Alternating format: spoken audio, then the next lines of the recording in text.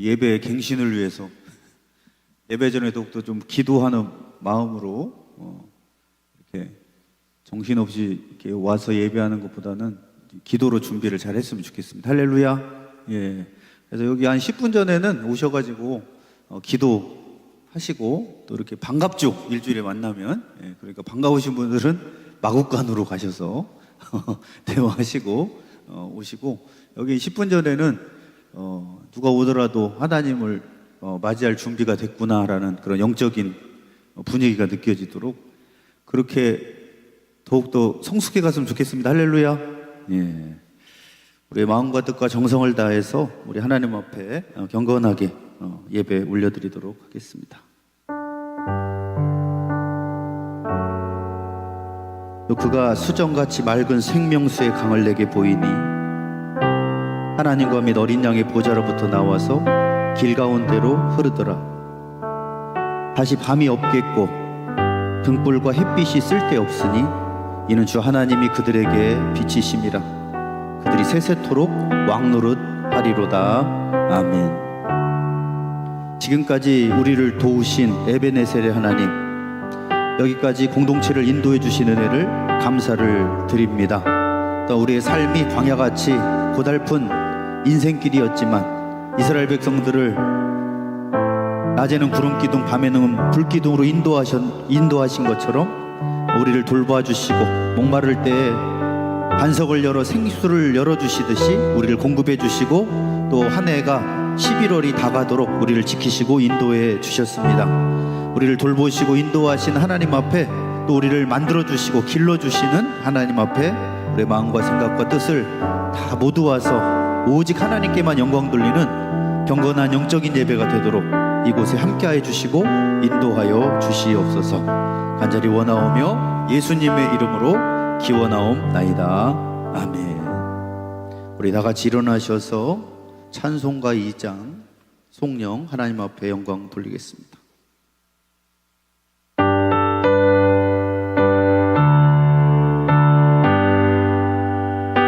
찬양 성부 성자 성령 성삼위일체계 영원 무궁하게까지 영광을 돌리세.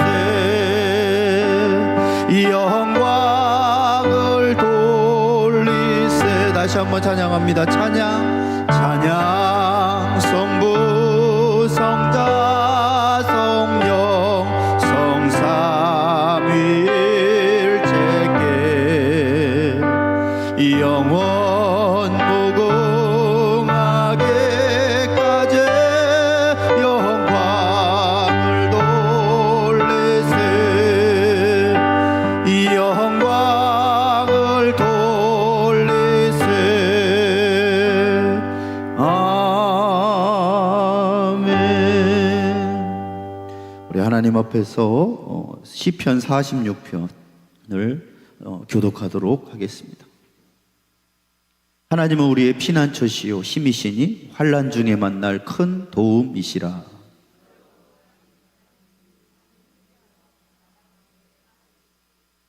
바닷물이 솟아나고 뛰놀든지 그것이 넘침으로 산이 흔들릴지라도 우리는 두려워하지 아니하리로다.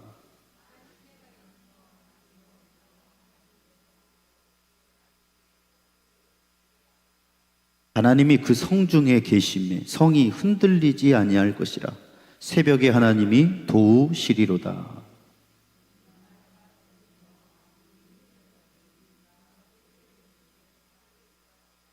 만군의 여호와께서 우리와 함께 하시니 야곱의 하나님은 우리의 피난처시로다.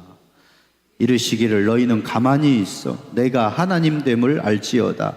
내가 문 나라 중에서 높임을 받으리라. 세계 중에서 높임을 받으리라 하시도다.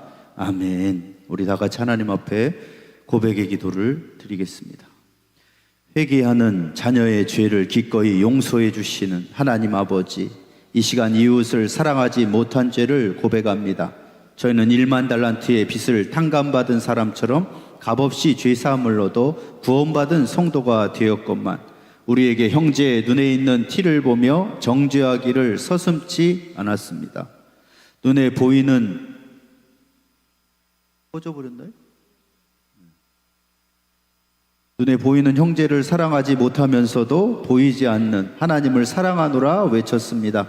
지극히 작은 자에게 하는 것이 곧 예수님께 하는 것이라는 비유의 말씀을 알고 있으면서도 내 주변에 있는 춥고 헐벗으며 병들고 갇힌 자를 돌아보지 않았습니다. 내 이웃을 내 몸과 같이 사랑하라고 당부하신 예수님의 교훈을 잊고 살아온 저희를 용서해 주옵소서. 추운 겨울이 다가오고 있는데 우리 가슴에 가난하고 불쌍한 이웃을 도울 수 있는 새 마음을 불어넣어 주옵소서. 예수님의 이름으로 이 고백에 기도를 드립니다. 아멘. 우리 하나님 앞에서 한 주간 동안에 말과 행실 가운데 지었던 모든 죄악들을 자백하는 시간을 갖겠습니다.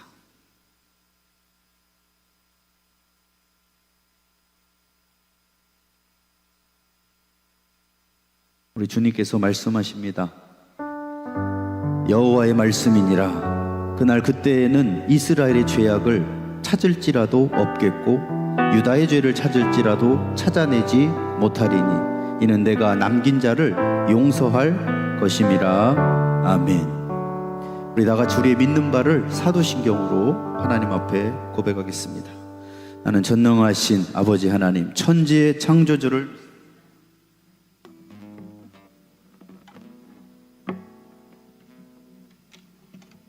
동정녀 마리아에게서 나시고 본디오 빌라도에게 고난을 받아 십자가에 못 박혀 죽으시고 장사된 지 사흘 만에 죽은 자 가운데서 다시 살아나셨으며 하늘에 오르시어 전능하신 아버지 하나님 우편에 앉아 계시다가 거기로부터 살아있는 자와 죽은 자를 심판하러 오십니다.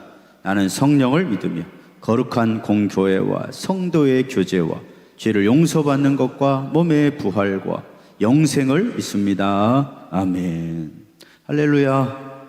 오늘도 우리의 마음과 생각이 하나님 앞에 확정되어서 주님을 찬양하고 예배하고 주님 말씀의 뜻대로 살아가기를 간절히 원합니다. 할렐루야.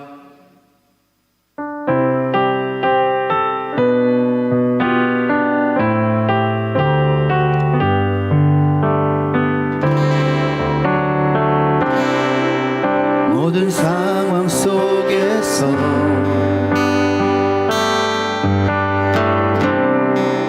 주를 찬양할지라. 주는 너의 큰 상급, 주는 너의 큰 상급,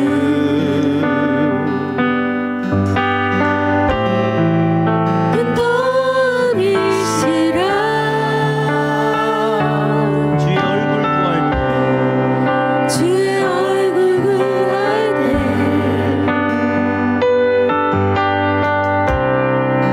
주의 영을 부으사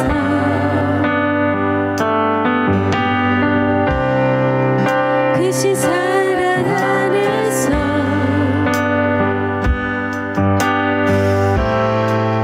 주를 보게 하소서.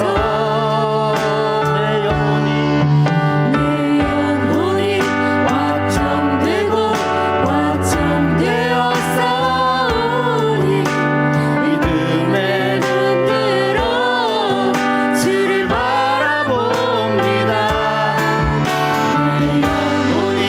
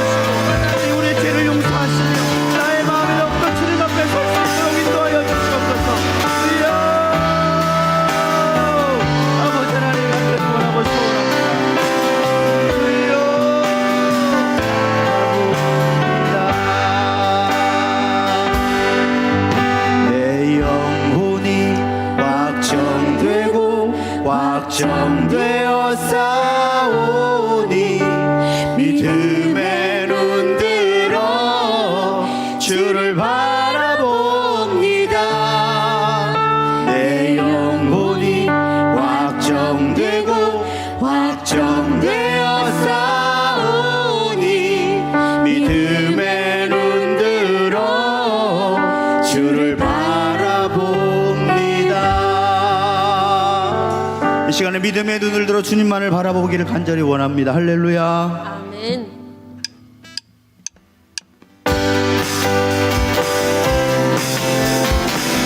주님 뜻대로 살기로 했네. 주님 뜻대로 살기로 했네. 주님 뜻대로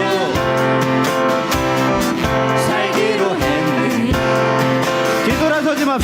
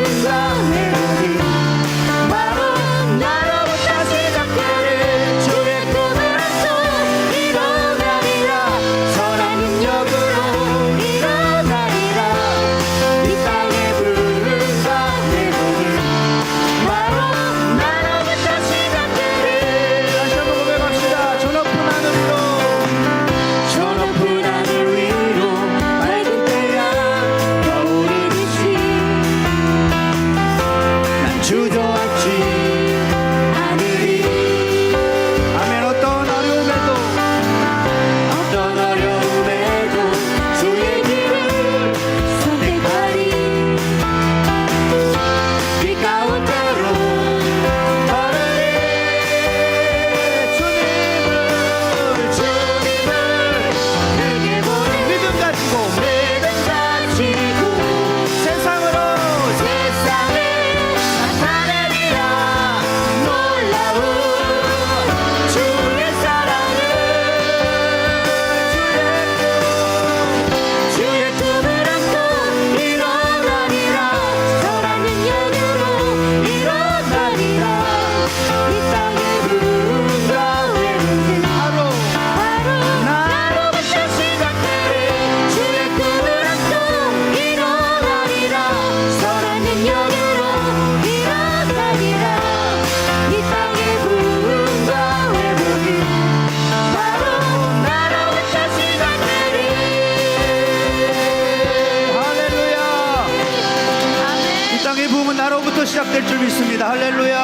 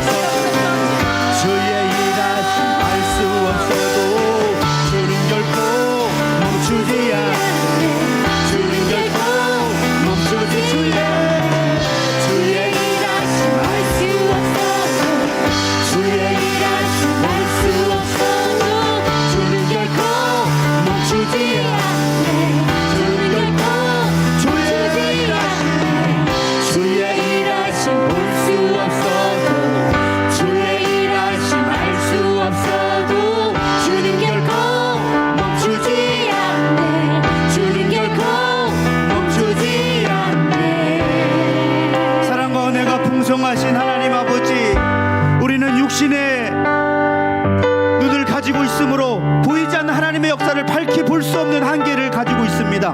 그러나 보이지 않는 하나님의 역사는 지금도 멈추지 않고 일어나고 있음을 믿고 선포합니다. 하나님 일하여 주시옵소서. 이 시대를 살릴 수 있도록 더욱더 우리 공동체의 성령의 임재와 충만한 말씀으로 기름 부어 주시옵소서. 우리의 영혼이 회복되게 하시고 새로워지게 하시고 충만해지게 하여 주시옵소서.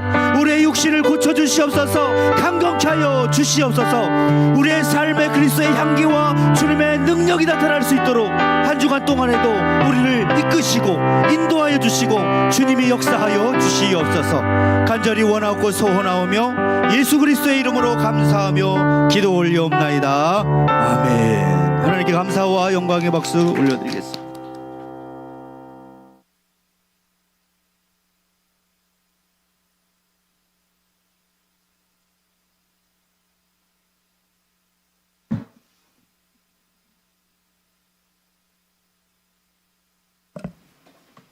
기도하시겠습니다.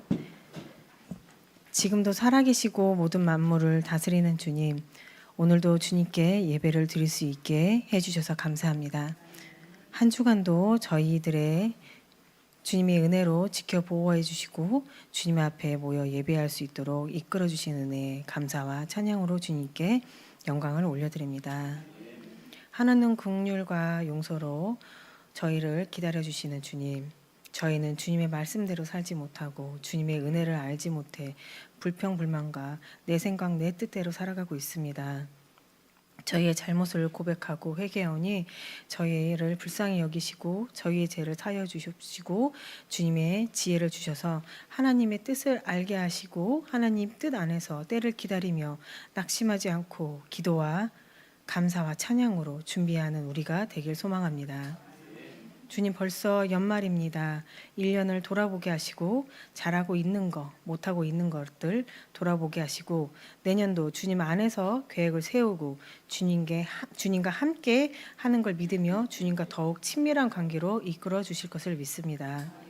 또 필리핀 선교를 위해서 기도합니다. 선교 준비에 어려움이 없게 해주시고 모든 일정과 날씨 모든 것들을 주님 안에서 안전하고 건강하고 평안하게 다녀올 수 있도록 도우심을 믿습니다. 또 선교를 가실 때 직장의 모든 문제를 협력해서 선을 이루게 하셔서 선교에만 집중할 수 있도록 해주실 줄 믿습니다. 다녀와서도 큰 성령의 바람이 일어나길 소망합니다. 이 시간 생명의 말씀을 전하시는 목사님께 함께 하셔 저희 귀를 열어주시고 주님의 말씀을 잘 듣고 알게 하옵소서. 주님의 말씀을 마음에 새기고 순종하게 하옵소서. 말씀의 은혜로 근심과 염려가 찬송과 기도로 변화시켜 주시고 평안과 감사가 넘치게 하여 주옵소서.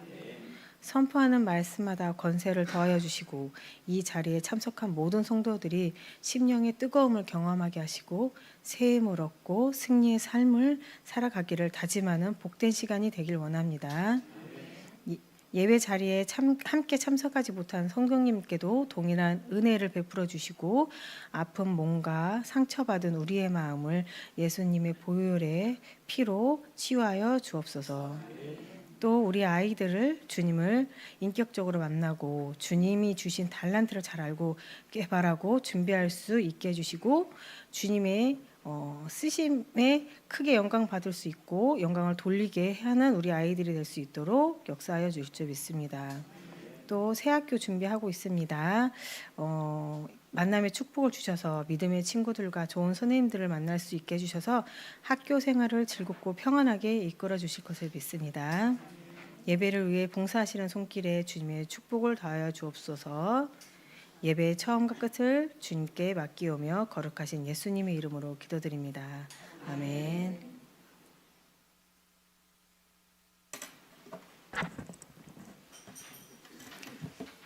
오늘 우리에게 주신 말씀은 전도서 8장 1절에서 13절 말씀입니다. 구약성경 956페이지입니다. 봉독하겠습니다. 누가 지혜자와 같으며 누가 사물의 이치를 아는 자이냐? 사람의 지혜는 그의 얼굴에 광채가 나게 하나니 그의 얼굴에 사나운 것이 변하느니라. 내가 권하노라. 왕의 명령을 지키라. 이미 하나님을 가리켜 맹세하였음이니라. 왕 앞에서 물러가기를 급하게 하지 말며 악한 것을 일삼지 말라. 왕은 자기가 하고자 하는 것을 다 행함이니라. 왕의 말은 권능이 있나니 누가 그에게 이르기를 왕께서 무엇을 하시나이까 할 수 있으랴. 명령을 지키는 자는 불행을 알지 못하리라. 지혜자의 마음은 때와 판단을 분별하나니 무슨 일에든지 때와 판단이 있으므로 사람에게 임하는 화가 심함이니라. 사람이 장래일을 알지 못하나니 장래일을 가르칠 자가 누구이랴. 바람을 주장하여 바람을 움직이게 할 사람도 없고 죽는 날을 주장할 사람도 없으며 전쟁할 때를 모면할 사람도 없으니 악이 그의 주민들을 건져낼 수는 없느니라. 내가 이 모든 것들을 보고 해 아래에서 행하는 모든 일을 마음에 두고 살핀즉 사람이 사람을 주장하여 해롭게 하는 때가 있도다. 그런 후에 내가 본즉 악인들은 장사 지낸 바 되어 거룩한 곳을 떠나 그들이 그렇게 행한 성읍 안에서 잊어버린 바 되었으니 이것도 헛되도다. 악한 일에 관한 징벌이 속히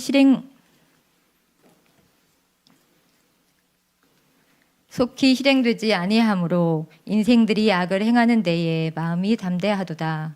죄인은 100번이나 악을 행하고도 장수하거니와 또한 내가 아노니 하나님을 경외하여 그를 경외하는 자들은 잘 될 것이요 악인은 잘 되지 못하며 장수하지 못하고 그날이 그림자와 같으리니 이는 하나님을 경외하지 아니함이니라. 아멘. 이 말씀은 하나님이 우리에게 주신 말씀입니다.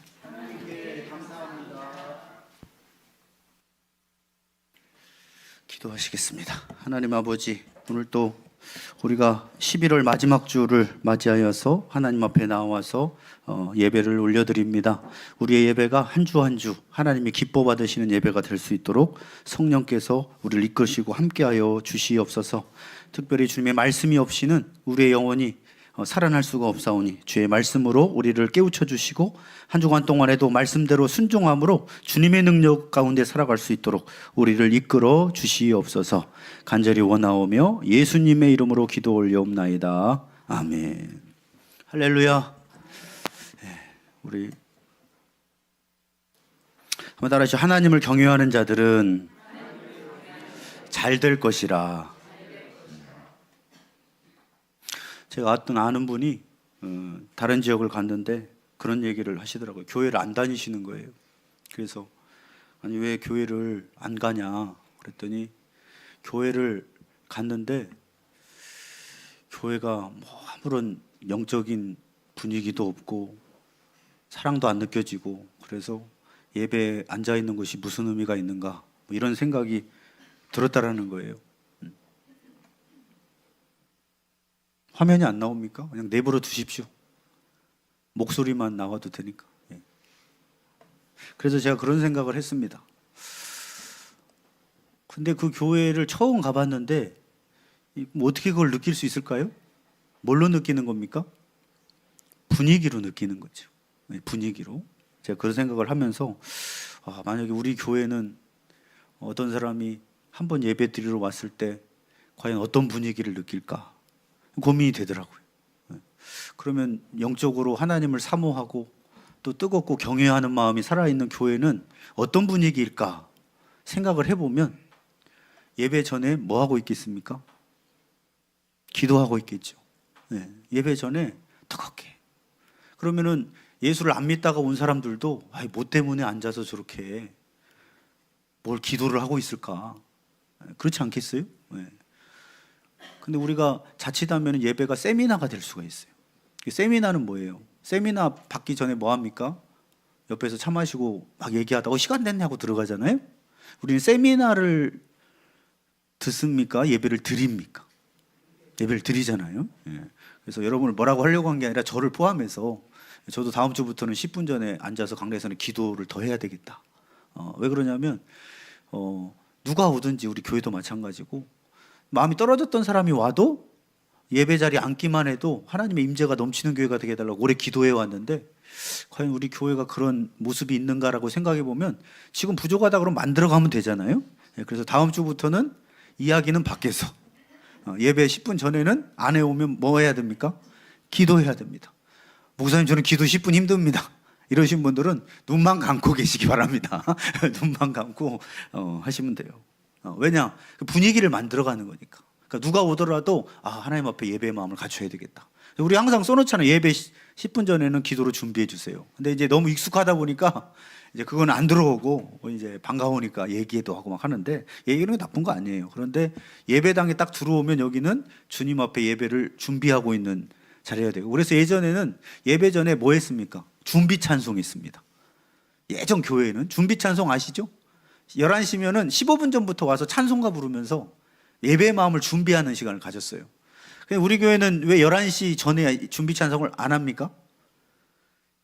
예배 찬송 자체가 예배이기 때문에 그냥 예배 안에, 시간 안에 찬양이 들어가야 된다고 저는 개인적으로 생각하기 때문에, 준비 찬송이라는 건 찬양 자체가 예배인데 준비하는 게 어디 있습니까? 그래서 저는 그런 마음으로 예배 중간에 찬양이 들어가 있잖아요. 근데 그 전에 마음의 준비를 우리가 해야 되겠다라는 생각을 하게 됐어요. 그러면서 이제 12월 한 달 남아서 2026년도는 하나님, 우리 공동체가 어떻게 가야 됩니까? 라고 지금 고민하면서 기도원을 다녀와야 되나, 교회에서 더 기도해야 되나 지금 기도 중에 있는데, 2026년도에도 주님이 계속 일하여 주실 줄 믿습니다. 성탄절이 아닙니다. 빨간불 해놓으면 여기서 되겠습니까? 그렇습니다. 여기 켜줘야 돼요. 여기. 그리고 그건 아니고, 안 하던 분이 하면 이런 방송사고가 일어나는 거예요. 그 화면 안 나오길 잘했습니다. 됐습니다. 여기까지.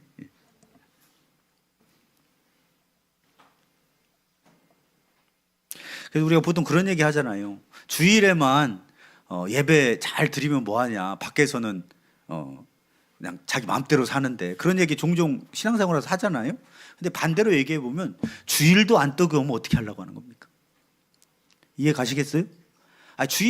주일에만 하나님 계신 것처럼 막 사냐고 예배하면서 삶은 마음대로 산다고 많이들 비판하잖아요. 그런데 주일마저도 안 뜨거우면 그럼 어떻게 하자는 거예요? 이해 가시죠? 그래서 우리는 이 다른 것이 아니라 이제 영적인 갱신은 예배에서부터 시작된다. 그래서 저도 더 마음의 준비를 할 테니까 다 같이, 저도 좀 많이 흐트러졌지 않는가, 목회자로서 그런 생각을 하면서 더욱더 하나님 앞에 더 나아가기를 원합니다. 그럼 아무리 시대가 힘들고 교회가 쇠퇴하는 시대를 할지라도 주님은 지금도 살아계시기 때문에 반드시 영혼들을 구원하시고 살려주실 줄 믿습니다. 우리는 가끔 살면서 결과도 중요하지만 과정도 중요하다는 말을 하곤 합니다. 이 말은 이제 경험을 통해 얻어진 지혜인데, 과정이 정직하고 바르면 결과가 조금 부족하더라도 과정 자체에 의미가 있다라고 이야기를 해요. 그런데 신앙생활을 하다 보면은 이 두 가지의 과정과 결과가 혼란을 가져오기도 합니다. 왜냐하면 보통 일반적으로는 어떻게 해야 됩니까? 과정이 좋으면 뭐도 좋아야 돼요? 결과도 좋아야 돼요. 근데 살다 보면 꼭 그렇게 되던가요? 과정은 안 좋았는데 의외로 결과가 좋을 때도 있고, 과정은 굉장히 좋았는데 결과가 과정만큼 안 나올 때도 있다라는 거예요. 그래서 과정하고 결과는 둘 다 중요합니다. 그런데 둘 중에 뭐가 더 중요하냐라고 물어본다면 둘 다 중요한 거예요. 근데 더 중요한 걸 말하는 겁니다. 저는 결과가 더 중요하다고 생각합니다. 왜 그러느냐? 우리가 열심히 살았어요. 근데 죽고 난 이후에 결과가 천국이 아니라 지옥이라면 그 인생은, 과정은 좋았을 수 있어요. 열심히 선하게 살려고 애썼을 수 있습니다. 그러나 결과적으로 보면 성공한 인생입니까? 아닙니까? 아니라는 거죠. 그래서 우리는 결과가 좋아야 되는데, 오늘 본문에 보면 하나님을 경외하는 자는, 인생은 모순이 지난주에도 많다고 그랬죠. 전도서 강의하고 있죠. 악인이 힘들 때도 있고 망할 때도 있고, 오히려 악인이 더 잘 되고 장수할 때도 있다. 그러나 오늘 결론은 뭐냐? 결국은 지혜롭게 경외하면서 하나님을 사는 사람이 잘 될 것이라. 오늘 설교의 제목이 뭐예요? 하나님을 경외하는 자들은 잘 될 것이라. 그렇게 인생의 허물을 극복할 수 있어야 된다고 이야기하는 겁니다. 그래서 1절에 우리에게 묻는 거예요. 누가 지혜자와 같으며 누가 사물의 이치를 아는 자이냐. 이 지혜자는 단순히 머리만 똑똑하다고 되는 것이 아니라 시대를 볼 수가 있어야 되고, 또 숨겨진 하나님의 역사를 볼 수 있는 영적인 눈을 가진 사람이 지혜자라는 거예요. 근데 지혜자는 오늘 어떤 역사가 일어나느냐? 오늘 1절 말씀 다시 한번 읽어볼까요? 시작. 누가 지혜자와 같으며 누가 사물의 이치를 아는 자이냐? 사람의 지혜는 그의 얼굴에 광채가 나게 하느니 그의 얼굴에 사나운 것이 변하느니라. 자, 지혜로운 사람은 머리만 똑똑한 것이 아니라 이 모든 만물의 섭리와 돌아가는 것을 시대를 분별해내고 그래서 얼굴이 뭐가 난다는 거예요? 광채가 난다는 거예요. 그리고 어떤 열이 지르는 사나운 것이 변한다는 건 뭐냐면 이 지혜로운 사람을 만나면 사나운 사람도 바뀌어진다는 거예요. 그러니까 막 화가 나 있는 사람을 뭐 하는 거예요? 화를 가라앉히게 만들어요. 어리석은 사람은 가만히 있는 사람도 어떻게 만듭니까? 화나게 만들어요. 그래서 이 지혜자에 대해서 이야기를 하는 겁니다. 근데 이 지혜자는 얼굴에 광채가 나고 그리고 사나운 것도 변하게 만든다는 거예요. 우리에게도 이런 지혜가 임하기를 간절히 원합니다. 그러면서 그 지혜의 삶을 몇 가지 다루고 있는데 첫 번째는 주제가 권위에 순종해야 된다는 것이고 두 번째는 때와 판단을 잘할 수 있는 사람이 지혜자다라는 거예요. 그리고 세 번째는 악인이 번영하는 것처럼 보인다 할지라도 하나님을 경외하는 자들은 결국은 잘 될 것이라는 거예요. 그래서 이런 지혜로운 삶을 살면 인생이 부조리해 보이고 악인이 더 잘 되는 것 같고 하는 상황 속에서도 인생의 허물을 이기고 승리하는 삶, 진정한 가치과 행복을 누리는 삶을 살 수 있다고 말씀을 하고 있습니다. 오늘 본문을 구체적으로 살펴보도록 하겠습니다. 첫 번째 우리에게 주시는 메시지는 하나님이 세우신 권위 앞에 순종하는 것이, 따라하시죠, 지혜로운 삶입니다. 강해 설교니까 한 절 한 절씩 간단하게 설명을 하겠습니다. 1절에서 4절까지입니다. 자, 1절에는 누가 지혜자와 같으며 누가 사물의 이치를 아는 자이냐라고 묻습니다. 오늘 아까 본문에 얘기했죠? 얼굴에 광채가 나고 사나운 것이 바뀐다. 지식인이 아니라 하나님의 질서를 이해하고 시대의 흐름 속에서 판단하고 행동할 줄 아는 그런 사람이에요. 그래서 이 사물의 이치는 페시에르 다바르인데 이거는 사건의 의미를 통찰하는 안목입니다. 그래서 어떤 사건이 일어났을 때 이게 본질이 뭐냐를 꿰뚫어보는 능력이 지혜자라는 거예요. 예를 들자면 그런 겁니다. 우리 사도행전 6장에 보면은 구제가 너무 많아가지고 다툼이 일어났어요. 헬라파 유대인들은 구제에서 좀 제외되고 원래 그 이스라엘에서 유대에서 살던 사람들은 더 많이 구제의 비가 전달되고 이러니까 불만을 가져서 다툼이 일어났습니다. 그래가지고 어떻게 했습니까? 사도들이 행정 잘하면 되잖아요. 어떻게 하면 돼요? 그냥 균형 있게 헬라파 구제인들도 반절 아니면 뭐 인구 비율로 성도 비율로 해서 나눠주면 되잖아요. 근데 거기에 보면 사도들이 이건 본질이 아니라는 거예요. 그러면서 7 집사를 세웁니다. 그러면서 우리가 행정에 너무 빠져서 기도와 말씀을 전무하지 못했다. 그러니까 현상은 뭐예요? 구제 문제예요. 구제 행정 문제예요. 그런데 사도들은 지혜로웠죠. 이 본질은 행정만의 문제가 아니라 기도의 말씀의 부재다. 그래서 7 집사를 세워서 행정은 누구한테 맡깁니까? 황종직들에게 맡기고 우리는 더욱더 기도와 말씀에 전무하겠다. 그랬는데 교회가 어떻게 됐습니까? 크게 부흥을 했어요. 이게 바로 지혜입니다. 이런 지혜로운 사람들은 왕의 명령을 2절에 보면 지킨다는 거예요. 왜 왕의 명령을 지킬까요? 자, 일단 왕은 절대 권력자입니다. 그 당시에는 뭐 지금 대통령보다도 훨씬 더 모든 걸 다 가지고 있는 절대 권력자죠.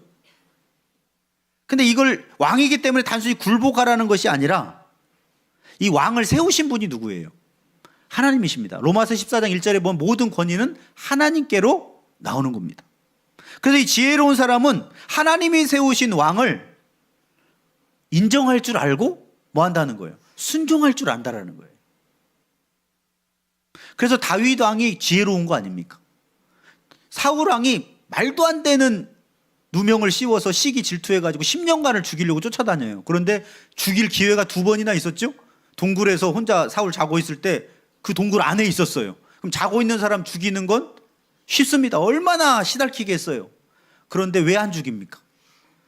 기름 부음 받은 자를 하나님이 심판하라고 나에게 명령하신 게 아닌데 때로는 심판하라고 하면 심판하는 경우도 있어요. 근데 아직 명령을 안 했는데 내가 함부로 거스릴 수 없다. 그래서 살릴 수 있는데, 죽일 수 있는데 살려줍니다. 2번이나.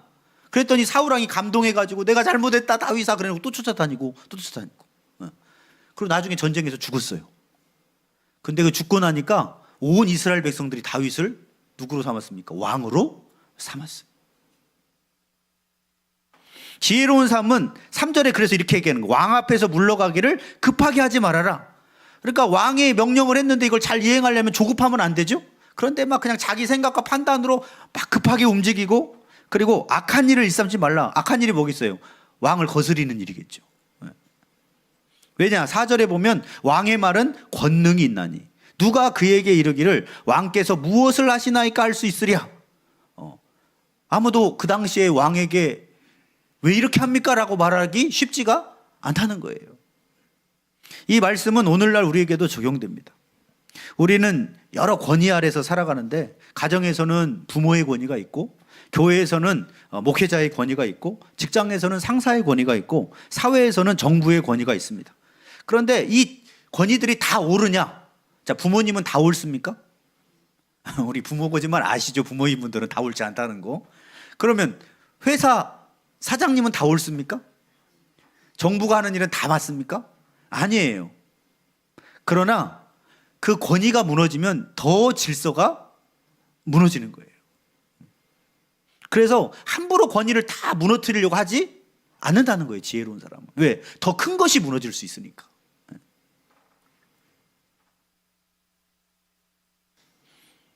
근데 만약에 나의 위에 있는 권위가 하나님의 뜻을 거스리려고 한다. 그럼 그것은 어떻게 해야 됩니까? 정중히 거절할 수 있는 지혜도 있어야 되겠죠. 이 지혜의 본보기가 다니엘서에서도 많이 나타나는데, 자, 다니엘은 나라가 망하고 나서 바벨론 포로로 끌려갔어요. 억울하죠. 우리도 식민지 생활을 했던 적이 있지만 그 나라로 끌려간 겁니다.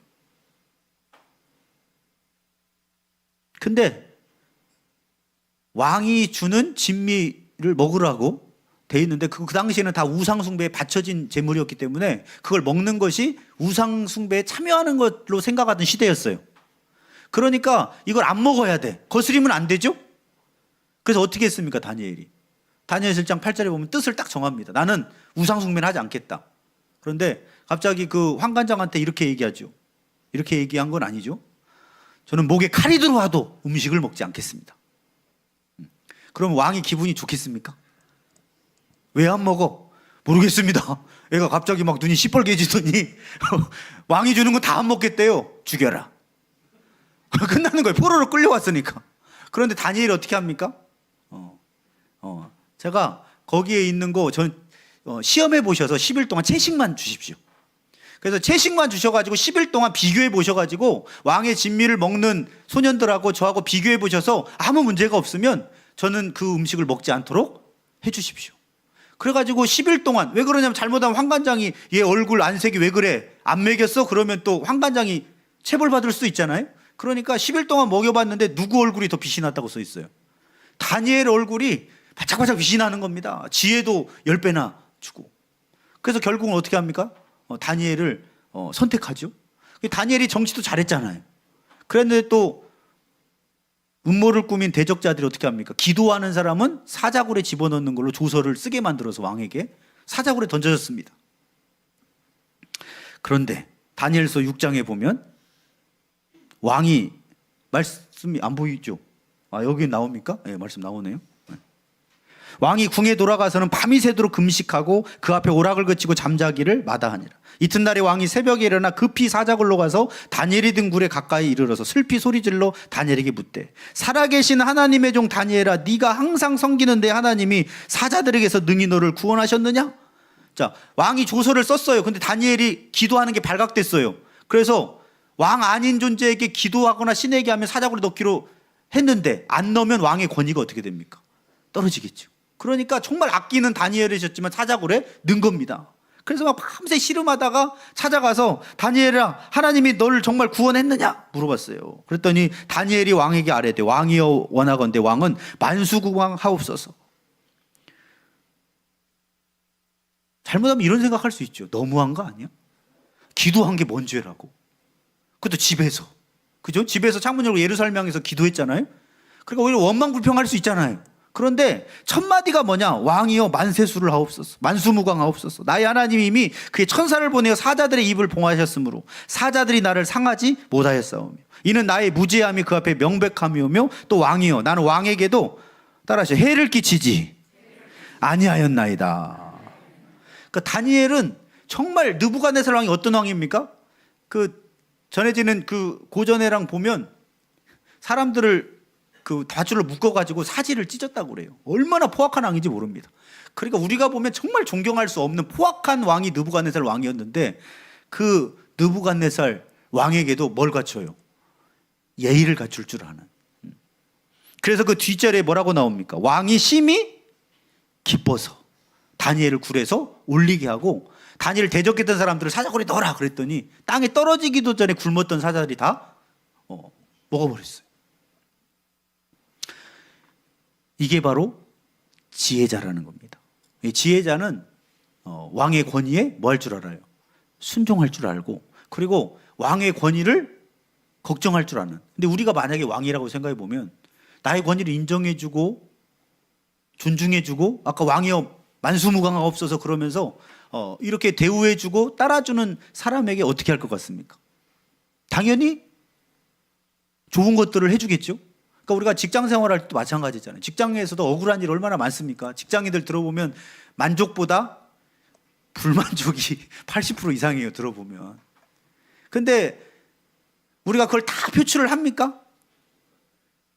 표출을 할 수도 있죠. 이거 아닙니다. 이것도 아닙니다. 그러면 표출할 수는 있어요. 다음날 갔더니 자리가 없네. 왜 자리가 없어요? 권위가 거기에 있으니까. 그래서 부당한 것이 옳다 하는 얘기가 아니고 지혜로운 사람은 그 권위에 인정할 줄 알고 때를 분별할 줄 아는 그러한 삶을 살아야 된다. 이 세상은 어차피 부조리가 있습니까? 있어요. 우리는 얼굴에 땀을 흘려야만 수고하고 고통을 받아야만 먹고 사는 거기 때문에 어쩔 수 없는 구조가 있어요. 근데 그 속에서도 내 감정과 모든 것대로 다 할 수 없는 그래서 왕의 권위를 지혜롭게 따를 때는 따르고 또 하나님 뜻에 거스린다고 그러면 따르지 않지만 어떻게 해야 됩니까? 다니엘처럼 예의를 갖추면서 거절할 줄 아는 이런 사람이 지혜자라는 거예요.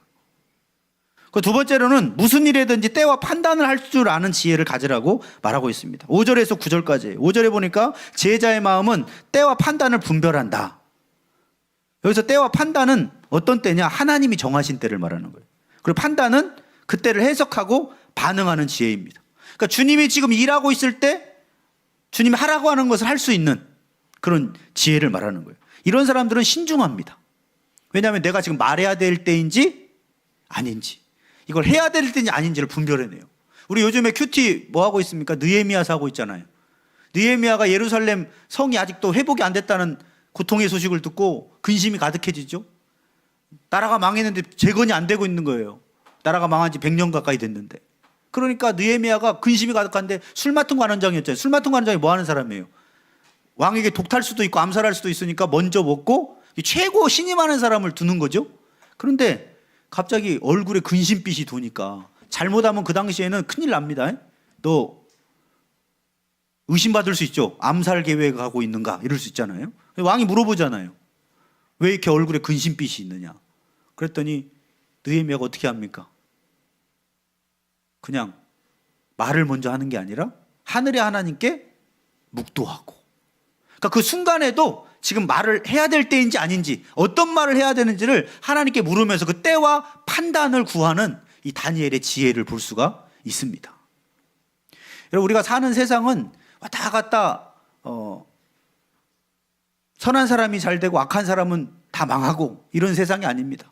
물론 일반적으로는 선하게 사는 사람은 그에 맞는 결과를 맞아요. 그러나 이 타락한 세상은 그것이 왔다 갔다 할 수도 있어요.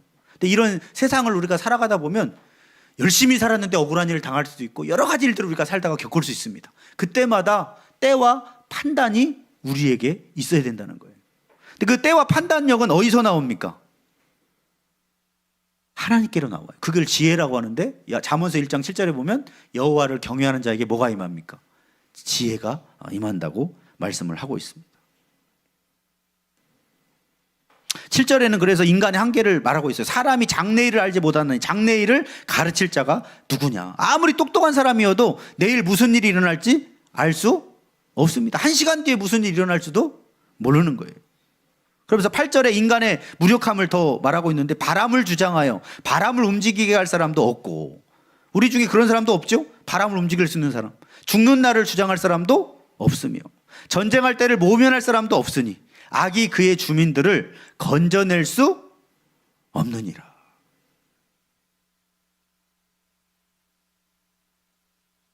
심판을 악이 그의 주민들을 건져낼 수 없다라는 것은 심판을 면할 수 없다라는 이야기입니다.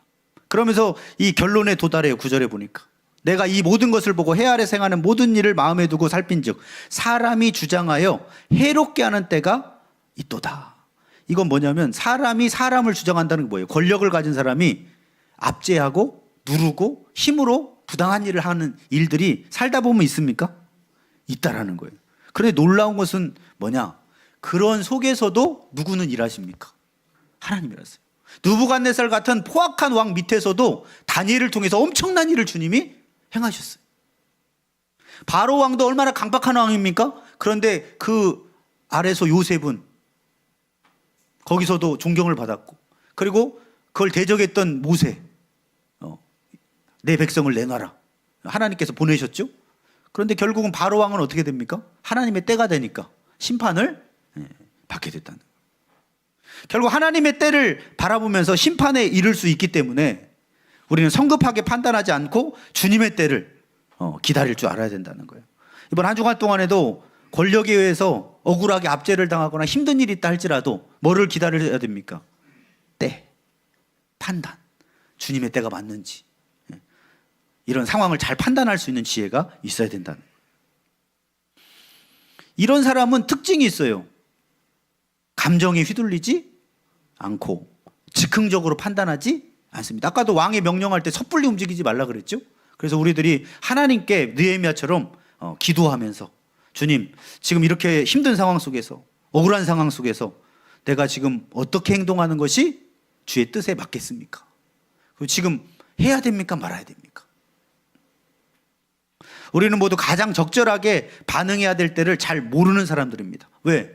내가 말한 것이 어떤 결과가 올지는 우리가 예상이 정확하게 다 안 되죠.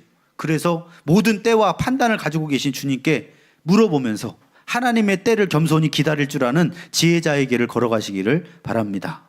그리고 마지막 세 번째로, 결국은 하나님을 경외하여 권위자를 경외하는 자들은 잘 될 것이다 라고 말씀을 하고 있습니다. 10절에서 13절 말씀. 10절에는 한 가지 충격적인 현실이 나와 있어요. 그런 후에 내가 본즉 악인들은 장사 지낸 바 되어 거룩한 곳을 떠나 그들이 그렇게 행한 성읍 안에서 잊어버린 바 되었으니 이것도 헛되도다.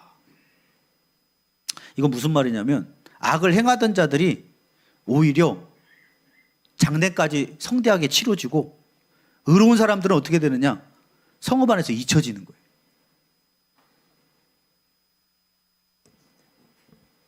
악인들이 영광스럽게 죽는 경우도 많이 있습니까? 많이 있어요. 오히려 악인들은 막 죽을 때도 성대하고, 근데 막 신실하게 열심히 살았던 사람들은 무덤도 찾지 못하는 경우도 있어요. 그런데 그 이유가 뭐냐? 11절에 이렇게 말하고 있어요. 악한 일에 관한 징벌이 속히 실행되지 아니하므로 인생들이 악을 행하는데 마음이 담대하도다. 그러니까 하나님이 악을 바로바로 실행해 주시면 무서워서 악을 안 할 거 아닙니까? 근데 왜 주님이 그렇게 안 하십니까? 만약에 지금 심판의 칼을 들잖아요. 그러면 살릴 수 있는 사람도 뭐 할 수 있어요? 죽일 수 있어요. 그래서 베드로 서신에 보면 왜 이렇게 주님이 안 오시는 겁니까? 안 오시는 것이 아니라 오래 참고 계신 거다. 주님한테 하루가 1000년 같고 1000년이 하루 같다. 그래서 악인이 한 명이라도 멸망하지 않고 회개에 이를 수 있도록 뭐 하고 계신다는 거예요? 기다리고 계신다는 거예요.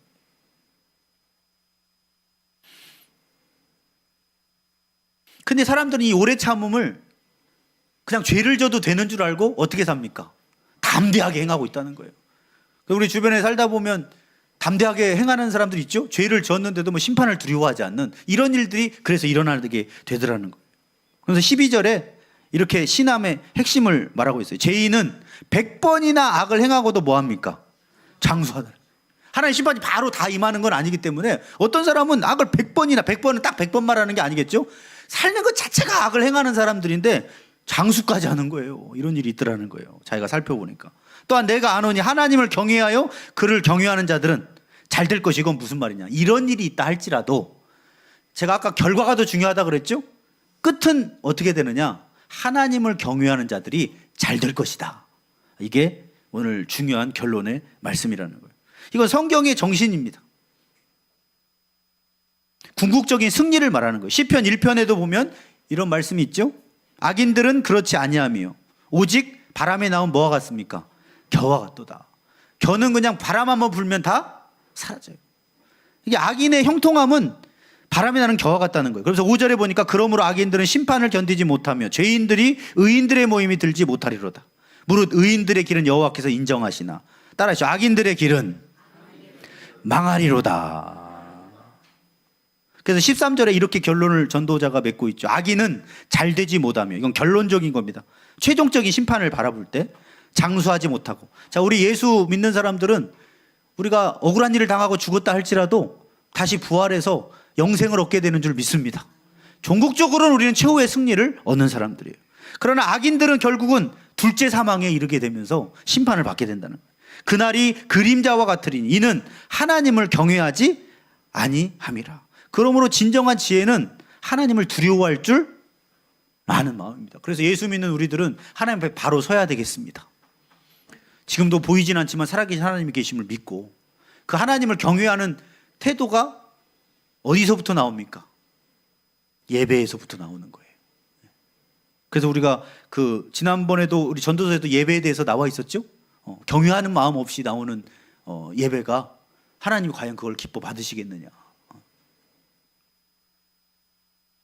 열왕기상 22장에 보면 우리 악한데 잘된 사람이 있어요. 아하방이라고. 아하방 알죠? 악인의 대표 왕이 아하방인데 아하방 시대에 안 된 게 아니에요. 아하방 시대에 정치력을 좋아가지고 굉장히 부강했습니다. 아하방 시대에. 근데 아하방은 결국 어떻게 됐습니까? 결국 망했어요. 엘리야가 850대 1로 바알 선지자하고 싸워서 이겼어요. 그래서 이제는 온 이스라엘 민족이 하나님을 섬기겠구나 그랬는데 이세벨이 죽여라. 그래가지고 엘리야가 도망가서 죽여달라고 낙심해서 기도하는 거 아닙니까? 그랬는데 하나님이 야, 너가 왜 그러고 낙심하고 있느냐? 나중에 예후가 심판하게 내가 만들 거다. 그러면서 너는 선지자들을 세우라고 그래서 선지 학교를 세우잖아요. 역사가 흘렀습니다. 열왕기상 22장 보여주면 이날에 전쟁이 맹렬하였으므로 왕이 병거 가운데서 붙들려 서서 아람 사람을 막다가 저녁에 이르러 죽었는데 상처에 피가 흘러 병거 바닥에 고였더라. 38절 넘겨주세요. 그 병거를 사마리아 못에서 씻음에 개들이 그의 피를 핥았으니 여호와께서 하신 말씀과 같이 되었더라. 아하방 어떻게 됐습니까? 예언한 대로 개들이 그 피를 핥는 비참한 시체가 되었어요. 그리고 열왕기하 9장에 보면은 부인 이세벨은 어떻게 됐습니까? 이세벨은 그 위에서 성벽 밑에 있는데 누가 같이 할 사람들은 마음이 동하는 사람들은 먼저 치라고 합니다. 그래서 위에서 물건을 떨어뜨려서 어떻게 합니까? 죽었어요.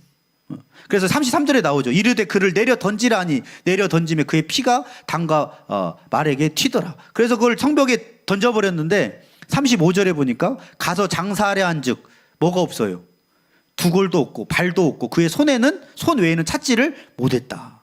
그러면서 36절에 돌아와서 전하니 예후가 이르되 이는 여호와께서 그종 디셉 사람 엘리야를 통하여 말씀하신 바라 이르시기를 이스라엘 토지에서 개들이 이세벨의 살을 먹을지니라. 왜 이렇게 잘 나갔던 왕과 왕비가 비참한 인생이 됐습니까? 오늘 13절 결론이 뭐예요? 여호와를 경외하지 않는 자들은 어떻게 됩니까? 결국은 망하게 된다는 거예요. 오래가지 못한다는 겁니다. 반면에 핍박받았던 엘리야 어떻게 됐습니까? 마지막으로 읽고 정리합시다. 우리 열왕기하 2장 11절 한번 읽어봅니다. 시작. 두 사람이 길을 가며 말하더니 불수레와 불말들이 두 사람을 갈라놓고 엘리야가 회오리 바람으로 하늘로 올라가더라. 하나님 엘리야를 죽이기도 아까우셔서 어떻게 하십니까? 죽기도 전에 하늘로 데려가셨어요. 창세기나 요한계시록 보면 의인들이 죽은 피가 땅에서 호소하고 있다고 기록이 되어 있습니다. 그래서 그 피가 차면 주님이 와서 이 땅을 완전히 심판할 거라고 경고하고 있습니다. 우리는 때로는 살면서 부조리하고 또 힘의 권력으로 우리가 눌림당할 때도 있으나 이 땅 사는 것은 자세히 살펴보니 어쩔 수 없는 부분이 있습니다. 악인이 장수하는 경우도 있습니다. 100번 악을 행하고도 잘 되는 경우도 있습니다. 그렇다고 해서 부럽네 하지 말고 지혜를 가져야 될 줄 믿습니다. 지혜자는 하나님 질서 아래에서 세상의 권위를 존중할 줄 알고, 그리고 하나님의 때와 판단을 분별하여서 조급하지 않고, 또 하나님을 경외하는 사람은 결국 잘 되게 될 것이라는 최후의 결론을 믿으면서 담대하게 의의 길, 생명의 길, 말씀의 길을 따라가시기를 바랍니다. 기도하시겠습니다. 하나님, 지금 세상은 아무리 살펴보아도 부조리해 보일 때가 많습니다. 악인이 잘 되는 것 같고 의인이 손해보는 것처럼 보일 때도 많습니다. 그러나 그때 하나님께서 이렇게 말씀하고 계십니다. 하나님을 경외하는 자는 결국 잘 될 것이니라. 하나님, 우리에게 지혜를 주셔서 한 주간 동안에도 하나님이 세운 권위에 순종함으로, 또 때로는 하나님의 뜻을 거스리는 권위자의 강요가 있다면 지혜로운 태도로 거절할 수 있는 지혜를 통해서 해를 받지 않고 부당한 권력 앞에서도 하나님의 역사를 경험할 수 있는 다니엘과 같은 지혜로운 삶 살게 하여 주시옵소서. 말할 때와 하지 말아야 될 때, 해야 될 때와 하지 말아야 할 때를 우리는 미래를 알 수 없사오니 정확하게 때와 판단을 분별할 수 있는 지혜를 우리에게 허락하여 주시옵소서. 결국은 하나님을 경외하는 자가 잘 될 거라는 이 말씀을 붙들고 여호와를 경외하는 의로운 삶, 경건한 삶을 살아갈 수 있는 흔들림 없는 믿음의 백성 되게 하여 주옵소서. 예수님의 이름으로 기도 올려옵나이다. 아멘. 우리 다 같이 찬송가 287장 부르시면서 준비하신 예물 올려드립니다. 예수 앞에 나오면.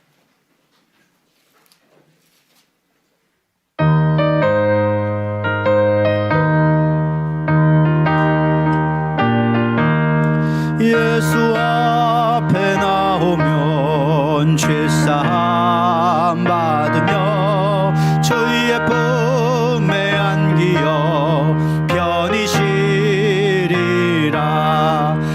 우리 주만 믿으며 모두 구원 얻으며 영생 복락 면류관 확실히 받겠네.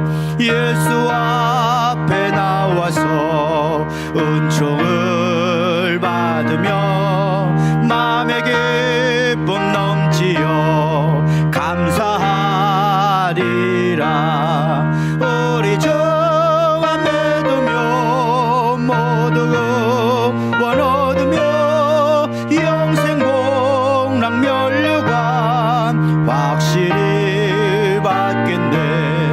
예수 앞에 설 때에 흰 옷을 입으며 밝고 빛난 내 집에 길이 살리. 우리 주만 믿으며 모두 구원 얻으며 영생 복락 면류관 확실히.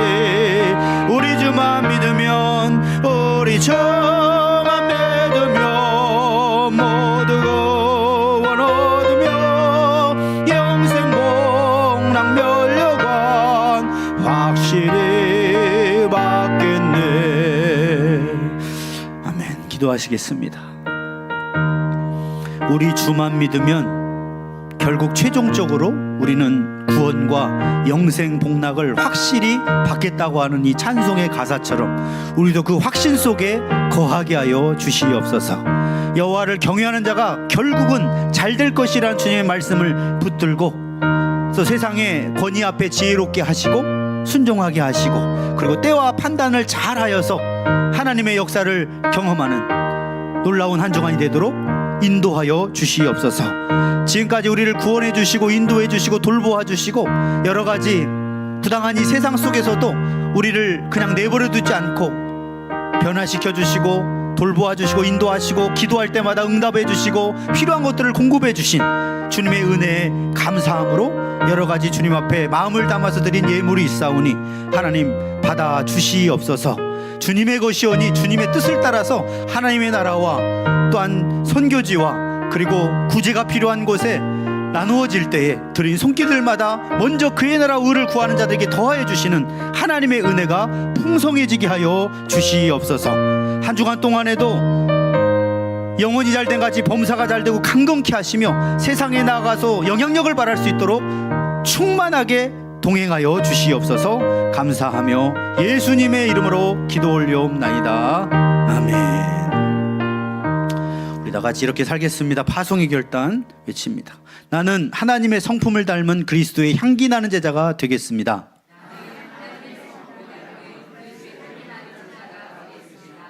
나는 하나님을 사랑하고 내 이웃을 내 몸과 같이 사랑하겠습니다.